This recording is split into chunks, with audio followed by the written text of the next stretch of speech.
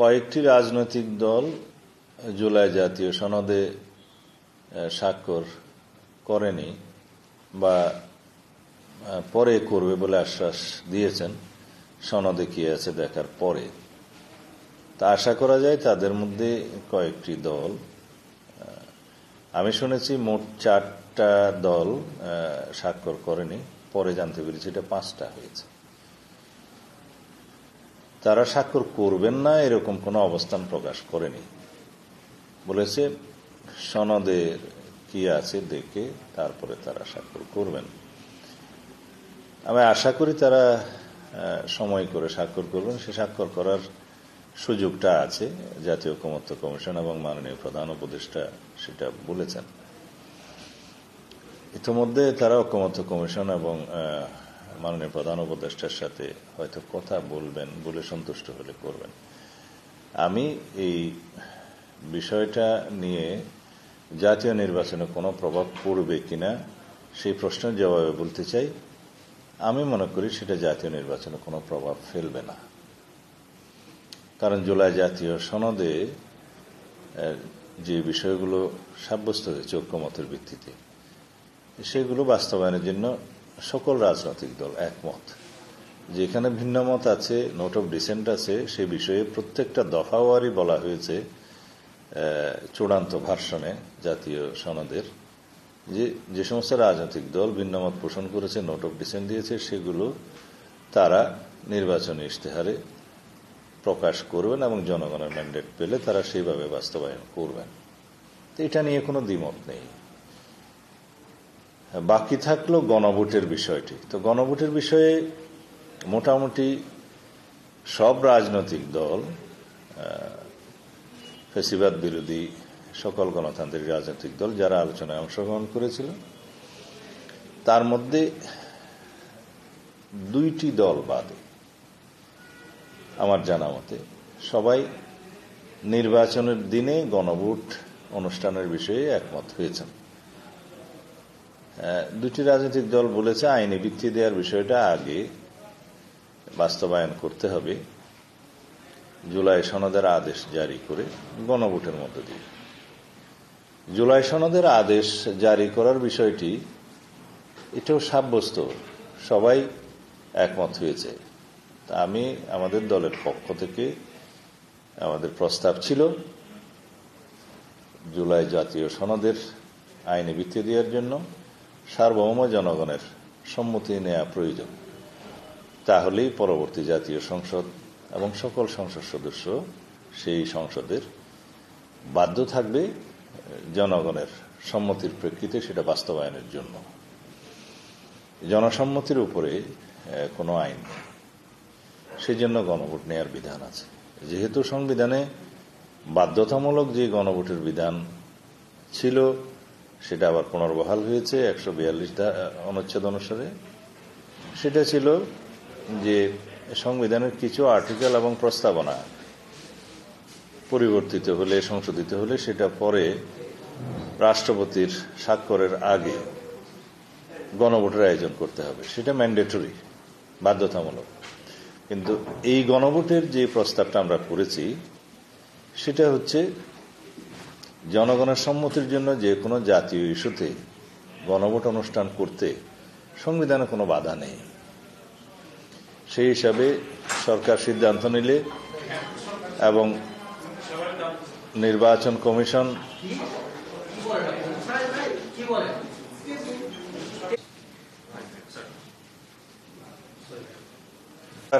গণভোটের সিদ্ধান্ত নিলে এবং নির্বাচন কমিশন প্রয়োজনীয় আইন সংশোধন করে সেই গণভোট আয়োজন করতে পারে। এবং সেই গণভোটটি আমরা মনে করেছি যে একই সাথে একই আয়োজনে জাতীয় সংসদের নির্বাচনের দিনে অনুষ্ঠিত হওয়া ভালো। তাতে করে একই আয়োজনে একই ব্যয়ে এবং নির্বাচনের সাথে সংশ্লিষ্ট সকল ব্যক্তি, কর্মকর্তা, আইনশৃঙ্খলা বাহিনী সবাই একই আয়োজনের মধ্য দিয়েই সেই গণভোটটা সম্পন্ন করতে পারবে। এবং জনগণ যেহেতু জাতীয় নির্বাচনে, জাতীয় সংসদ নির্বাচনে বিপুল পরিমাণে ভোটে অংশগ্রহণ করবেন বলে আমরা সবাই বিশ্বাস করি এবং এটাই দেখা গেছে অতীতে। সেই জন্য ভোট প্রদানের হারও সেখানে যথেষ্ট বৃদ্ধি পাবে। তো বিভিন্ন যুক্তিতে প্রায় সকল রাজনৈতিক দল দু একটি বাদে এই বিষয়ে একমত যে একই দিনে গণভোট অনুষ্ঠান হওয়া প্রয়োজন।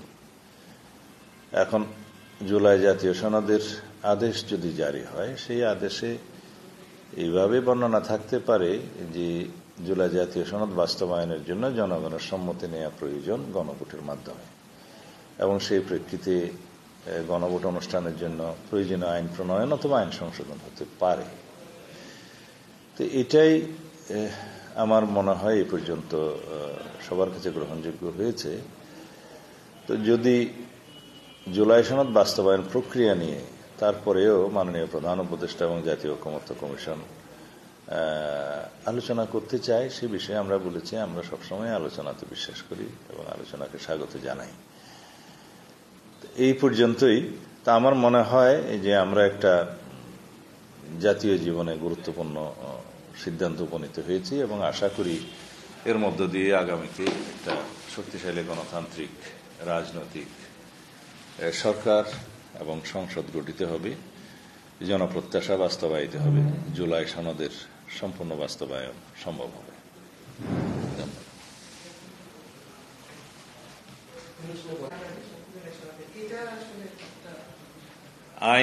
জুলাই সনদের আইনি ভিত্তি দেওয়ার জন্যই তো গণভোটের প্রস্তাব করেছি আমরা। জনগণের সম্মতি নেওয়া প্রয়োজন, যেহেতু এখানে কিছু সংবিধানের মৌলিক বিষয় সংশোধন হবে এবং সেই জনসম্মতিটা সংবিধানের আর্টিকেল 7 অনুসারে প্রজাতন্ত্রের মানে সর্বোচ্চ প্রজাতন্ত্রের সকল ক্ষমতার মালিক হিসেবে জনগণ সেই সম্মতিটা দিবে এবং সেটা সার্বভৌম সম্মতি হবে, তার উপরে কোনো আইনি ভিত্তি হয় না। এখন সেই আইনি ভিত্তিটা আদেশের মাধ্যমে তো বাস্তবায়ন করা সম্ভব নয়। এই জুলাই জাতীয় সনদ আদেশের অথবা প্রজ্ঞাপনের মধ্য দিয়ে প্রকাশ করার পরে সেটা বাস্তবায়নের জন্য গণভোটের প্রস্তাব করা হয়েছে। সেই গণভোটটা হলে সেটা পাকাপোক্তভাবে আইনি ভিত্তি হবে এবং সেই আইনি ভিত্তিটা এমন হবে যে জাতীয় সংসদের পরবর্তী জাতীয় সংসদ এবং সকল সংসদ সদস্য জনগণের সেই সম্মতি বাস্তবায়ন করতে বাধ্য থাকবে। কারণ ইতিপূর্বে আইনি ভিত্তি আর কোনো বিষয় তো দেয়া যায় না। এখন জুলাই জাতীয় সনদ স্বাক্ষরিত হয়েছে, এটা একটি রাজনৈতিক সমঝোতার ঐতিহাসিক দলিল। সেই দলিলটা প্রজ্ঞাপন আকারে আদেশ আকারে প্রকাশিত হওয়ার পরে সেখানেই থাকবে যে গণভোটের মাধ্যমে জনগণের সম্মতি নেওয়া প্রয়োজন এবং জনগণ সম্মতি দিলে গণভোটের মাধ্যমে সেটা চূড়ান্তভাবে বাধ্যবাধকতা সৃষ্টি করবে সংসদের উপরে।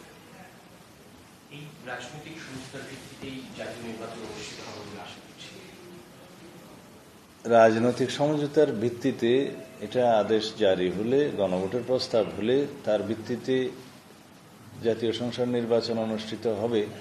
কিন্তু আমি মনে করি জাতীয় সংসদ নির্বাচনটা কোনো কিছুর উপরে নির্ভরশীল নয়। কেউ যদি এটার সাথে এটা রিলেট করতে পারে, কিন্তু আগামী জাতীয় সংসদ নির্বাচন সঙ্গত কারণে অন্য কিছুর উপরে নির্ভরশীল নয়। নির্বাচন কমিশন নির্ধারিত সময়সীমার মধ্যে, প্রতিশ্রুত সময়সীমার মধ্যে, সরকার প্রতিশ্রুত সময়সীমার মধ্যে তফসিল ঘোষণা করবে, জাতীয় সংসদ নির্বাচন অনুষ্ঠিত হবে ইনশাআল্লাহ। এখনো পর্যন্ত কোনো রাজনৈতিক দল ফেব্রুয়ারির প্রথমার্ধে নির্বাচন চায় না সেরকম কোনো বক্তব্য তো দেয়নি। তো সুতরাং সারা জাতি, সকল জনগণ আগামী জাতীয় সংসদ নির্বাচন অনুষ্ঠানের জন্য এবং ভোটে অংশগ্রহণ করার জন্য উন্মুখ হয়ে আছে, এ বিষয়ে কোনো সন্দেহ নেই। জুলাই জাতীয় সনদের ভিত্তিতে হবে না ভিত্তিহীন হবে সেই প্রশ্ন এখানে আসবে না। জুলাই জাতীয় সনদ স্বাক্ষরিত হয়েছে, এটা একটা ঐতিহাসিক রাজনৈতিক সমঝোতার দলিল, সেটা বাস্তবায়নের জন্যেই আমরা এখন অঙ্গীকারাবদ্ধ এবং সেটার আইনি ভিত্তি দেওয়ার জন্যেই গণভোট আয়োজন করতে হবে, সেই বিষয়েও আমরা সবাই একমত। এখন সেটা কেউ কেউ দুই একটা রাজনৈতিক দল বলছে যে আগে হতে হবে। আগে হওয়াটা কতটা যৌক্তিক সেই বিষয়টা আমরা বিস্তারিত আলোচনা করেছি সেটা আগে হওয়াটা যৌক্তিক নয়। সময় এখন সেই সময় নেই এবং আলাদা একটা জাতীয় সংসদ নির্বাচনের জন্য বিশাল আয়োজন করা এই সময়ের ভিতরে সম্ভব না। অথচ সেই গণভোটের ফলাফল একই হবে, বরং জাতীয় সংসদ নির্বাচনের একই দিনে গণভোটের জন্য একটা ব্যালট থাকলে তাতে ভোটার টার্ন আউট বেশি হবে, জনগণের জন্য সুবিধাজনক হবে, কারণ ফলাফল তো একই। এবং আমরা বিশ্বাস করি সারা জাতি সংস্কারের পক্ষে, সকল রাজনৈতিক দল সংস্কারের পক্ষে, জনগণ সংস্কারের পক্ষে। সুতরাং এখানে নেগেটিভ ভোট বা না ভোট পড়ার সম্ভাবনা খুবই কম, পড়লেও হয়তো হাতে গোনা কয়েকটি হবে। তো সুতরাং যে বিষয়টা আমরা সবাই অনুমান করতে পারি, দেখতে পাই, এবং সমস্ত জনগণ যেটার পক্ষে, সংস্কারের পক্ষে, সেই বিষয়টা নিয়ে আর কোনো জটিলতা সৃষ্টি করা সমীচীন হবে না। জাতীয় সংসদ নির্বাচনকে বিলম্বিত করার যে কোনো প্রয়াসকে আমরা স্বাগত জানাতে পারি না। একটা কথা ভুল না শুনলে যে আগামী নির্বাচন তো ফেব্রুয়ারিতে হবেই, সেটা নিয়ে কোনো নেই, কিন্তু কি পদ্ধতি হবে, কেমন হবে, সে বিষয় নিয়ে একটা আলোচনা রাজনীতিবিদদের করতে বলছে। নির্বাচন কি হবে কিভাবে হবে সেটা তো আমরা মোটামুটি জানি, যে একটা অন্তর্বর্তী সরকার কিন্তু তত্ত্বাবধায়ক সরকারের অধীনে সে একটা নির্বাচনকারী সরকারের অধীনে নির্বাচন হবে, যেখানে 300 আসনের ভোট হবে এবং জনগণ সদস্য সেখানে আমার ভোট আমি দিব, যাকে খুশি তাকে দিব, সেই প্রক্রিয়ায় যাবে। সেখানে আলোচনা কিন্তু গুরুত্ব বহন করে, আলোচনা করতে পারে কি পদ্ধতিতে নির্বাচন হবে। কোনো বিষয়ে যদি আলোচনা কেউ করতে চায় বা সরকারের নেতৃত্বে যদি আলোচনা অনুষ্ঠান করতে চায়, সেই আলোচনা সবসময় হতে পারে, এটাই গণতান্ত্রিক রীতি। আলোচনার বিষয়বস্তু সাব্যস্ত হলে তখন সেই বিষয়ে কথা বলা যাবে। এখনো পর্যন্ত আমরা সেরকম কোনো বিষয়বস্তু বা আলোচনা পাইনি। সুতরাং মাননীয় প্রধান উপদেষ্টা একটা গণতান্ত্রিক রীতি অনুসারে, কালচার অনুসারে যে কোনো বিষয়ে কোনো রকমের প্রশ্ন সৃষ্টি হলে আলোচনার কথা বলেছেন, সেটা ভালো, এটাই গণতান্ত্রিক রীতি।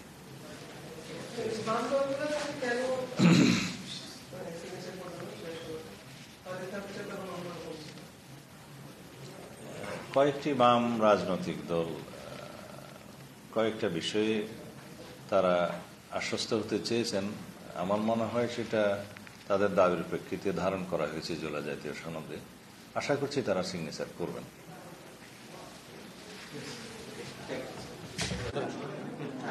মঞ্চ পাঠটা করেন।